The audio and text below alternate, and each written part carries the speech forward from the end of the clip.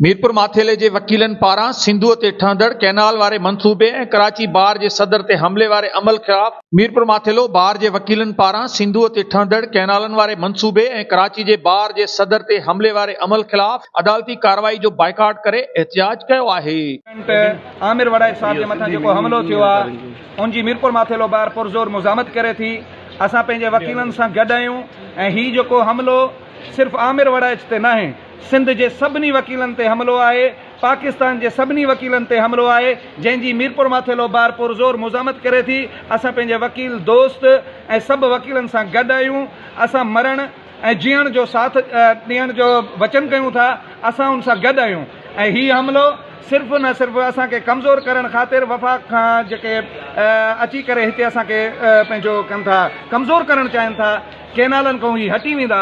असां कैनालनि खां कॾहिं बि कोन हटंदासीं। कैनाल असांखे नामंज़ूर आहिनि। असां ही 6 कैनाल जेके आहिनि उहे न ठाहिण ॾींदासूं ऐं जेके हीउ असांजो जियापो आहे, पाणी असांजो जियापो आहे।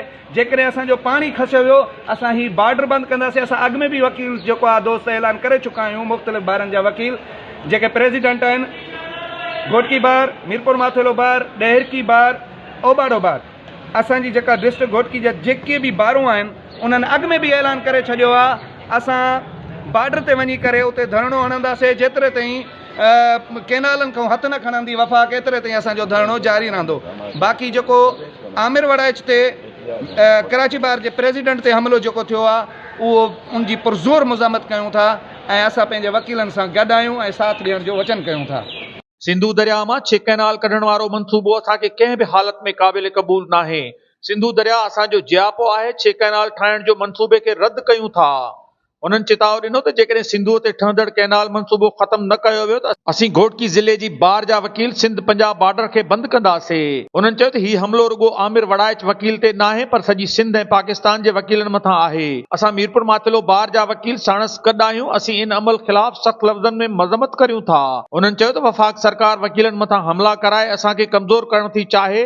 जीअं कैनाल वारे मंसूबे जी जदोजहद तां हथु खणनि, इहो असां हरगिज़ करण न ॾींदासीं। उन्हनि सिंध सरकार तोड़े वफ़ाक़ सरकार खां मुतालबो कयो आहे त कराची बार जे सदर ते हमले में मुलविस सभिनी जवाबदारनि खे गिरफ़्तार करण ऐं सिंध मुख़ालिफ़ मंसूबे खे ख़तम कयो वञे। ॿी सूरत में एहतियात जो दाइरो वसी कयो वेंदो। कैमरामैन टीम सां गॾु अशरफ बुखारी, मीरपुर माथेलो।